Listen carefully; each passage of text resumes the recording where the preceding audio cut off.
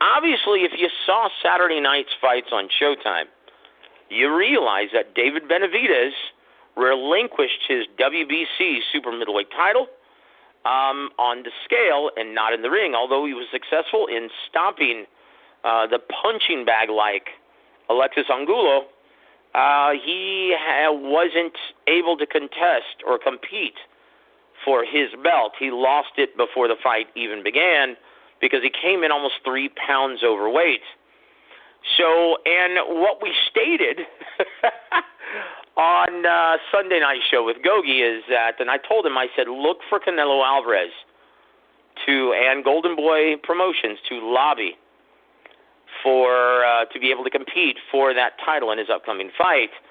And although I thought, Rodney, that he was going to possibly fight with Triple G, because DAZN's been clamoring for that fight for several years now, or possibly a fight with B.J. Saunders or Callum Smith, lo and behold, the WBC steps in and strikes again, ordering Canelo Alvarez versus Turkish super middleweight Avni Yildirim to compete sometime in the near future for the vacant super middleweight championship.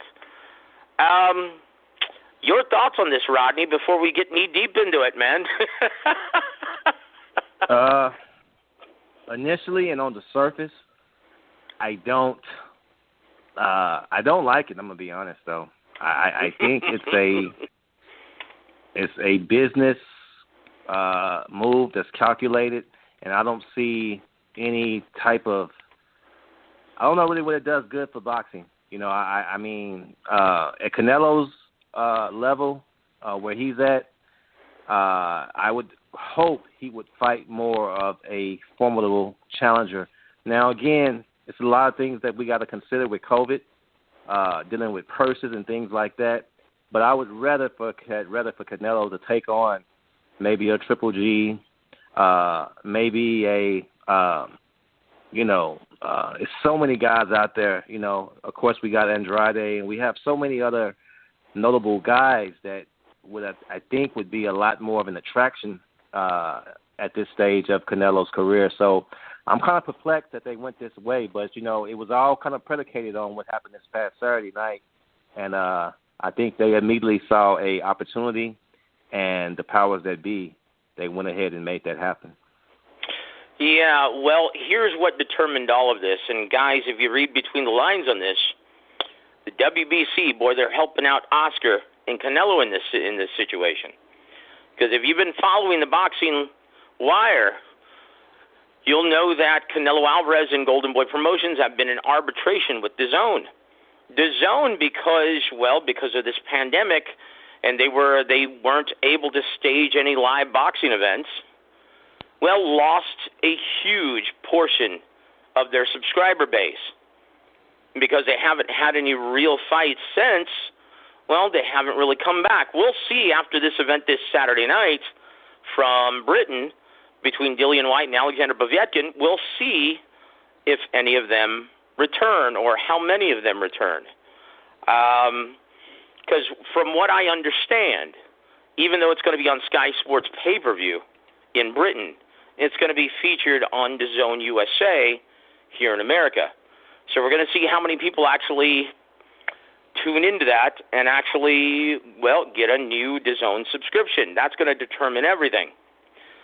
But one of the reasons why they're in arbitration is because DAZN is like, hey, man, we're wondering if you can actually help us out in this situation, Canelo and Oscar. We don't think it's very appropriate because of, this unforeseen incident. We don't think it's appropriate that we pay you $35 million on top of the, purse amount that your opponent would be requesting as well. Right. And Oscar and Canelo, they're like, wait a minute, man, that's in our contract. And they're like, not so fast. We can always claim, if you push too hard and don't want to work with us, we can always claim force majeure in this contract, which is a common clause and in any big contract, and that it cites if there's any unforeseeable situation that is beyond your control and it causes you not to fulfill your contractual obligation, you can get out of your contract. So DAZN is like, well, hey, man, we can easily cite that, and there's no judge that wouldn't sign off on that or be understanding, because we just lost our entire subscriber list. So the WBC, they step in, and obviously Canelo petitioned for this, even though it's been technically ordered by the WBC, right, for Canelo Alvarez to face Yidirim, their number one ranked super middleweight, right? And so in steps Mauricio Suleiman and the WBC saying, okay, we're going to order this. So now you can go back to DAZN and say, hey, well, you know, we do want to fight someone a little more appropriate like Callum Smith or BJ, but this is being ordered. It's beyond our control, and also it's for a WBC super middleweight title. And so you can afford to pay us our $35 million because we're going to get this Turkish fighter for the bargain basement price of only $1.2 million or $1 million or 1.5 or whatever it is. And to be honest with you, Avni would be happy just to receive this opportunity to fight for another world title, because he competed against Andre the Dog Durrell February of 2019, and it resulted into a technical split decision victory for Durrell. And it was an all-action fight, and it was very competitive, and it was stopped on cuts by an accidental headbutt. Great fight, though, man. Very entertaining, in which he was a dog. He was a live dog in that. So that's why they're doing this, though. That's why the WBC is stepping in and mandating this fight and ordering this fight just to help out Canelo Alvarez. Your thoughts on this, brother? Because if you look up, if you've never heard, guys, of Yidirim, all you have to do is look up Yidirim versus Eubank Jr. to have any kind of idea how a fight with Canelo Alvarez would play out. He was knocked out in the third round of that fight. And the way Yidirim fights, he just stands right there in the pocket and likes to bang. So even though this is not going to be one for the boxing diehards and they're going to stink all over it, I guarantee you DAZN is going to love the idea of, one, not paying very much for this opponent, but two, boy, seeing a sensational knockout from Canelo Alvarez, and the mainstream and casual fans of the sport will absolutely eat it up. This guy is tailor-made for Canelo. Rodney, do you think because of the style matchup, because it's going to end in a sensational knockout for Canelo, do you think this is going to be good for all parties involved, minus the diehard boxing fans? Well, again, you know, you got to look at it from a global perspective. You know, boxing, the ratings have been down across the board. It needs a shot in the arm, okay, to kind of give it, you know, a little juice. I'm just not for sure how this fight is if it's gonna cure the woes. Now, again, I think Canelo's gonna look good and win by knockout, I should say, and he probably will in dramatic fashion. But we expect that, and would that be enough to whet the palate of not just the casual boxing fan, but the diehard boxing fan as well, too? I don't know, Joseph. I really don't know. I think a huge majority of boxing fans and pundits, they're looking for Canelo to face a Andrade or Callum Smith type of opponent. Now, you know, those fights are not always easy to make, as well as you know and I know. But this guy, man, by him, his opponent, we don't really know who he is or his resume. And, again, he is tailor-made for Canelo. But I think if it goes bad and it doesn't go over well with boxing, fans and pundits. What's next for Canelo? What do they do now as far as lining up his next opponent, though? So I don't know. I have my reservations about this match. I really do. I would like for boxing to kind of start taking a play out of UFC book and start trying to make the best fight available. And I'm not for sure if this the best fight the best fight available. However, I do understand that we're in a different climate with COVID and the purses that may be restricted with not really having a live gate. So there's a lot of factors that go into that. But we understand, but sometimes the boxing fan as a whole may not understand. Yeah, that's one of the things that's really killing the sport right now, Rodney, because you don't see this in any other sport. You don't see the biggest stars of the NBA currently holding out. No. I mean, and it's a good thing. Or the biggest stars of the MLB holding out, saying, hey, you know what, there's not enough money in the pot, I'm going to sit this one out. You don't see that in any other sport, but unfortunately in boxing, that's exactly what's happening. Because you know what, Joseph, it's funny that you mentioned the NBA. I haven't really watched basketball that much this year, but I watched a little bit of the playoffs, and surprisingly, it was a good product from what I saw. And I think because you have the best teams fighting or playing against one another, so it creates that real competitive spirit, But like you say, in boxing, we don't really always get that. We're not going to get a Canelo and a Callum Smith, which sometimes, man, we desire more. And I think that's what we're going to get with this situation with Canelo's next opponent, in my opinion. Well, here's why I think, and the only hitch that this might experience, right, is DAZN may not be on board paying Canelo Alvarez $35 million. I think they're going to go along with it, though, because it's a WBC vacant belt, and you're going to set up next year a unification bout with either B.J. Saunders or Callum Smith, more than likely Callum Smith, right? And so I think they'll give him a pass here, and this is why I think it's going to be a huge success. Now, guys, when you talk about wanting to see the best fight the best, of course, that's, as a boxing diehard, that's our wet dream, right? You hope to see the best fight the best. But in just coming back, you have to understand Canelo Alvarez is different than, say, sticking Jermall Charlo in with somebody or Demetrius Andrade. Just having Canelo back in the ring is going to excite his fan base as well as a lot of the Hispanic mainstream and casual sports fans who have been clamoring to see Canelo back in the ring. It doesn't matter who he's fighting, right, to a certain extent. And to be honest with you, those are the guys who we need back on board. I've got a bone to pick with the boxing diehards, man. These are the guys who complain about everything.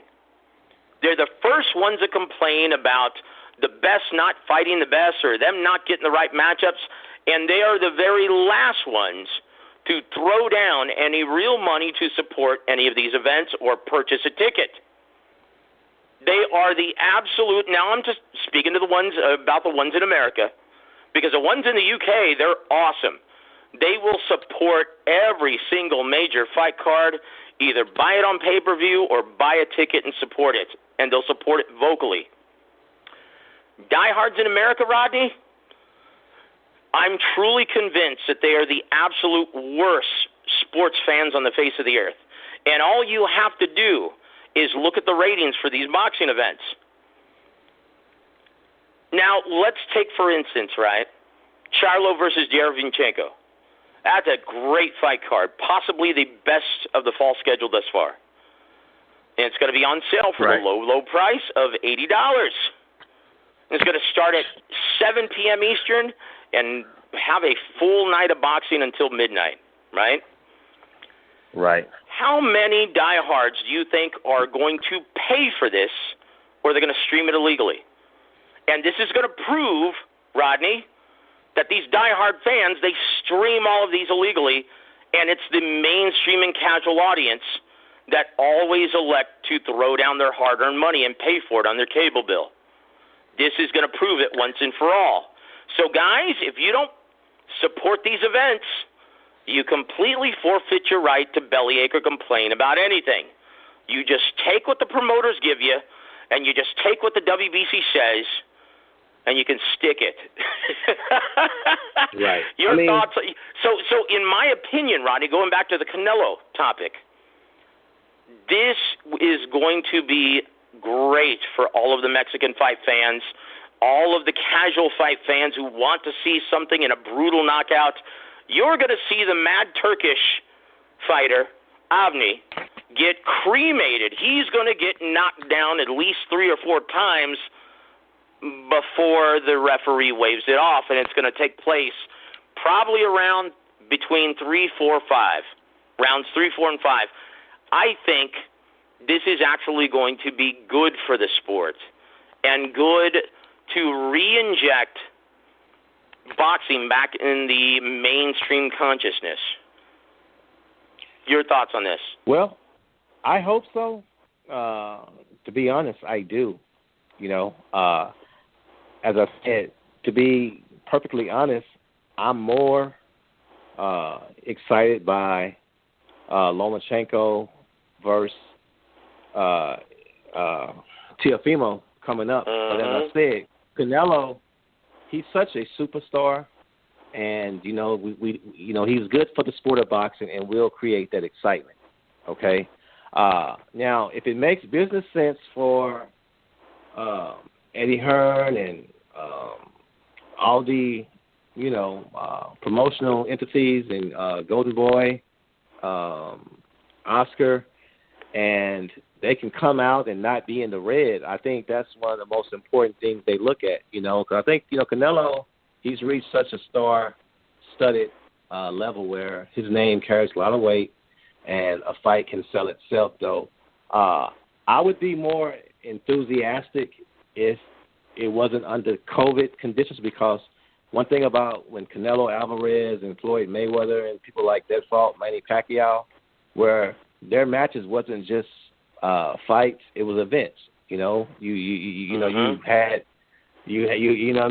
the audience that would come out there and support 3-4 days before the fight. And it really is truly an event. The reason why I say I have my reservations now is because, again, everything from the weigh-in to how things used to be and building up, I don't know if we're going to get that or be able to replace that. And Canelo's going to have to win in dramatic fashion, in my opinion, just to kind of, keep everything leveled and keep that certain buzz. So it's going to be interesting nevertheless, though. Again, I don't think it's wrong for diehard fans to want to see him fight that Callum Smith or want to see him to fight Demetrius Andrade. It's nothing wrong with that, but we have to understand the climate we're in. But at the same time, I have hope to see what Top Rank is doing, and hopefully they can just transfer over to what Golden Boy is doing with Canelo. But the thing is, Canelo receives such a lying share of the money. So when you start paying him $35 million, and then you want to pay another counterpart another like 12 or 13 or 7 or 8, that's easier said than done. And that's been the big dilemma with DAZN, and that's why they really haven't been happy with their return on their investment. Now, Rodney is a businessman, right? Yeah. How long is it going to take? How long are you going to deal with not getting a return on your investment?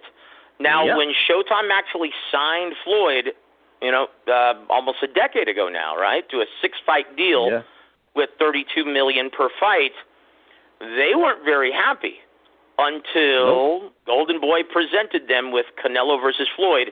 That was the very first fight on that contract in which they actually made money. And then, once again, they were unhappy with the product, fighting Maidana twice. It really didn't make very much money until they finally landed the Pacquiao fight.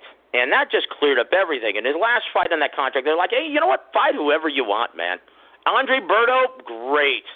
That's a champagne toast right there. So Canelo Alvarez and DAZN is still waiting to see that first big matchup that's going to move the needle. And they were hoping it would be in the, form of Triple G3. All right? Well, they're still waiting, man. And now these guys are trying to float these inflated purses. Guys like Eddie Herron are trying to actually shop his, you can have Callum Smith, but it's going to cost you at least $9 or $10 million. And Oscar's just like, that is ridiculous. There's not enough money. Well, we'll maybe think about giving him to you for $7 million. And DAZN this whole time is like, where's the money supposed to come from?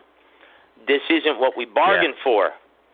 So there's always that possibility, Rodney, with this one, with poor Mr. Avni Yidirim. They may not approve this fight. Wouldn't this be something if this actually went to purse bid, brother? I can see it because, here's the thing. When you start comparing Canelo to Floyd or doing that, one thing that Showtime and them could always kind of look forward to when they signed Floyd, they had the caveat or the possibility, I should say, you know what, we can still have him fight Manny Pacquiao. So you could have that anticipation to where, you know what, he'll fight this guy and we'll tune in. And at the end of the fight, when he loses, he'll announce, I'm going to fight Manny Pacquiao. Or we always kind of figured at some point it would be announced. Now, with Canelo Alvarez, we don't really have that to where, unequivocally, the public is demanding that he fight someone. Even with Triple G, we're not demanding it now because they've already fight twice. It wouldn't be a bad fight, but I don't think it just has that groundswell of support. So you just said something very interesting. I don't think Eddie Herron is going to necessarily be happy and thrilled about it. Could it go to purse bid? Because, at this stage, I would hope that, again, it would be somebody with a little bit more merit on his resume or notch under his belt. But at the same time, I understand the climate we're in. So I'm trying to empathize with their thinking. But I'm also saying at some point, I know Eddie Herron is probably looking at like, man, this is at $35 million and we don't have no gate money or anything. And we're solely going to be dependent on pay-per-view sales. That's a tough hill to climb, I would say, Joseph. Yeah, to be honest with you, Rodney, it will not surprise me if they turn this down and cite legally a force majeure and get out of this contract. Although it's popular belief that this contract is ironclad and, this is, I'm sorry, in the legal world, you can easily, after the events from the pandemic and how everything shut down and how many of his subscribers they lost as a result of that, an unforeseen occurrence, they can easily cite force majeure and get out of that albatross of a contract. Now think about this. Where else is Canelo Alvarez currently going to get that kind of money per fight? Yep. So he would be wise to play nice and renegotiate and work with DAZN with the options to possibly get back that $35 million if their subscriber numbers increase.